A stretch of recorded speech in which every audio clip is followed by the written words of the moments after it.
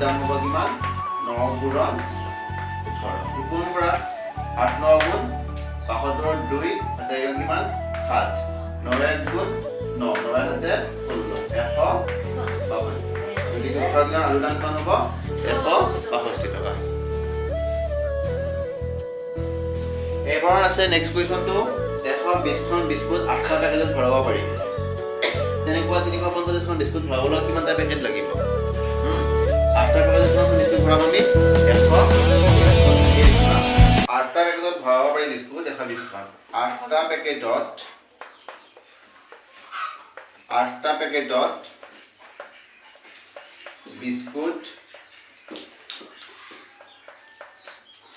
ভৰাব পাৰি কেইখন? 120খন। তেনেকৈ এটা পেকেটত কিমান ভৰাব পৰা যাব? এটা পেকেটত বিস্কুট ভৰাব পাৰি পৰা যাব 120 লগত আমি কি কৰিম 8টো হৰণ কৰিম। ডাইৰেক্ট সেইটো কৰি দিয়া 120 লগত 8 হৰণ কৰিলে কিমান যাব 15 গুণ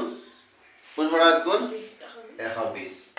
এটা পেকেটত কিমানকৈ ভৰাব পাৰিম আমি 15খন ভৰাব পাৰিম হয় না? এতিয়া আমাক দিছে কিমান 345খন বিস্কুট 345খন বিস্কুট ভৰাবলৈ আমাক কিমান পেকেট লাগিব?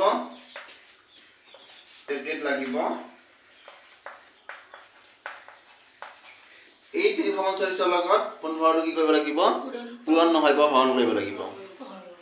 345 হৰণ 15 345 লগত 15 হৰণ কৰিলে কি হ'ব 15 2 গুণ 30 ইফালে 45 নামিল 15 3 গুণ 45 30খন। গতিকে 345খন বিস্কুট ভৰাবলৈ আমাৰ পেকেট লাগিব কিমানটা 23টা পেকেট লাগিব। 23টা পেকেট লাগিব। উত্তৰটো 23 না? আমাৰ নেক্সট কুৱেশ্যনটো 12জন মানুহে এটা কাম কৰে কিমান দিনত 10 দিনত 5জন মানুহে কামটো কিমান দিনত কৰিব পাৰিব? আমি লিখিব লাগিব এনেকৈ 12জন মানুহে এটা কাম কৰে 12জন মানুহে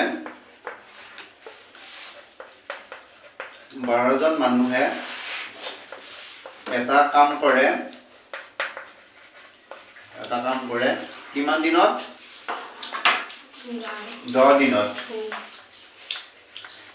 এতিয়া আমি উলিয়াব লাগিব কি এজন মানুহে কাম কৰাটো এজন মানুহে এটা কাম কৰিব কিমান দিনত এইটো পূৰণ কৰিব লাগিব 10 লগত 12টো কি কৰিব লাগিব পূৰণ। আগৰটো আছিল কিমান হৰণ আছিল এবাৰ কি কৰিব লাগিব এইটো পূৰণ কৰিব লাগিব 10 পূৰণ 12 দিন কিমান হ'ব 12 গুণ 120 দিন।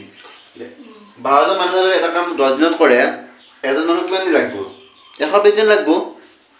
আমাক উলিয়াব দিছে কিমান এটা 5জন মানুহে কামটো কৰিব কিমান এই 120ৰ লগত 5টো কি কৰিব লাগিব হৰণ কৰিব লাগিব। কেইবাৰ যাব 5 2 গুণ 10 20 নামিল 5 4 গুণ 20 24 দিন। 5জন মানুহে কামটো কৰিব কিমান দিনত 24 দিনত। এইটো হৈছে কে নম্বৰ এইটো এইটো পদ্ধতিক ঐকিক নিয়ম বুলি কোৱা হয়। কুৱেশ্যনটো আছে কি 8টা কমলাৰ দাম 75 টকা হ'লে 20টা কমলাৰ দাম কিমান হ'ব? এনেকৈ 8টা কমলাৰ দাম থাকিলে আমি কি কৰিব লাগে এটা দাম উলিয়াই ল'ব লাগে ফাৰ্ষ্ট টাইম। এইটো লিখিবা এনেকৈ 8টা কমলাৰ দাম কিমান দিয়া আছে আমাক কিমান দিয়া আছে 72 টকা। এতিয়া আমি উলিয়াব লাগিব এটা দাম উলিয়াব লাগিব এটা কমলাৰ দাম কিমান হ'ব 72 লগত 8টো কি কৰিব লাগিব হৰণ কৰিব লাগিব 72 হৰণ 8 কিমান যাব 8 9 গুণ 72 টকা। তাৰমানে এটা কমলাৰ দাম কিমান হ'ল 9 টকা। এটা দাম উলিয়াই ল'বা এনেকৈ। এতিয়া আমাক উলিয়াব দিছে কিমান 20টা উলিয়াব দিছে নে নাই? এতিয়াকে 20টা কমলাৰ দাম হ'ব কিমান 9 পূৰণ এটা দাম যদি 9 টকা হয় 20টাৰ দাম হ'ব কি 9 পূৰণ 20 9 2 গুণ 18 180 টকা।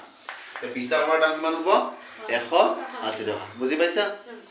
এটা কমলাৰ দাম উলিয়াই ল'ব লাগিব এতিয়া আমাক দিয়া আছে 8টা কমলাৰ দাম 62 টকা এটাকে এটা কমলাৰ দাম 72 8 হৰণ 8 9 72 এটাকে 20টা কমলাৰ দাম 9 20 180 টকা হৈছে কৰি লোৱা